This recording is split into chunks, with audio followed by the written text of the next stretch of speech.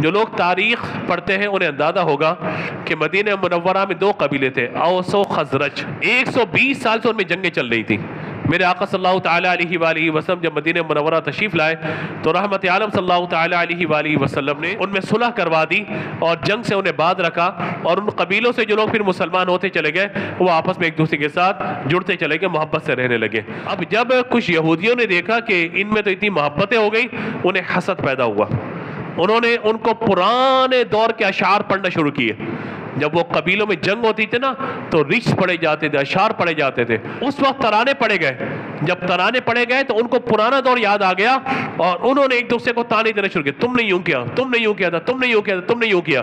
تو یہ جب آپس میں بحث ہوئی نا، میرے آقا صلی اللہ تعالیٰ علیہ وآلہ وسلم تشریف لائے، فرمایا تمہیں کیا ہو گیا؟ ایمان لانے کے بعد تم جہالت کے دور میں چلے گئے؟ انہیں ہوش ہے، ہاں واقعی یہ بات، ہم تو مسلمان ہو چکے اور ہم تو ایمان والے ہیں۔ لہذا انہوں نے نبی پاک علیہ الصلوۃ والسلام سے معذرت کی، اللہ کی بارگاہ میں توبہ کی۔ تو یہاں اس بات کو بیان فرمایا گیا کہ صلح کروانا، لوگوں کو جوڑنا، یہ میرے آقا صلی اللہ تعالیٰ علیہ وآلہ وسلم کا طریقہ کار ہے، اور لوگوں میں نفرتیں پھیلانا یہ کفار کا طریقہ کار ہے۔ تو ہمیں اپنی ذات سے اس عمل کو اختیار کرنا ہے جس سے اللہ بھی راضی ہو، اس کے رسول بھی راضی ہو۔ ہم اگر چاہتے ہیں کہ اللہ کی رضا ہمیں حاصل ہو، پھر ہمیں اپنا صلح کا کردار ادا کرنا ہوگا۔ ہمیں جلدی پر تیل ڈالنے کے بجائے پانی ڈال کے اس آگ کو بجھانا ہوگا، نہ یہ کہ ہم بھی گروپ بن کے ایک دوسرے کے خلاف بات کرنا شروع کر دیں۔ یہ آج کل ہوتا ہے، خاندانوں میں بھی ہوتا ہے، برادریوں میں بھی ہوتا ہے، مردوں میں بھی ہوتا ہے، خواتین میں بھی ہوتا ہے، آفیسز میں ہوتا ہے، کاروبار کرنے والوں میں ہوتا ہے، گروپ بن جاتے ہیں ایک دوسرے کے خلاف۔ بعض اوقات تو مذہبی لوگ ایک دوسرے کے خلاف بدگمانیوں کے مبتلا ہو جاتے ہیں، یعنی یہ میری پارٹی کا ہے، یہ اس پارٹی کا ہے۔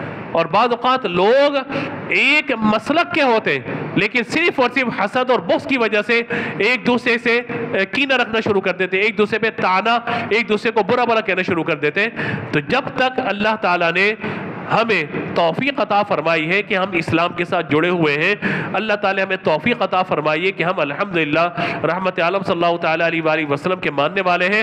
ہمیں اپنی ذات سے لوگوں کو جوڑنے کی کوشش کرنی چاہیے، توڑنے کی کوشش بولیے نہیں کرنی چاہیے۔ تو یہ عمل ہمارا ہونا چاہیے، ہم اپنی زبان سے، اپنے قول سے، اپنے عمل سے لوگوں کو جوڑنے والے بنے، نہ کہ لوگوں میں نفرتیں پھیلا کر ان کو توڑنے والے بن جائیں۔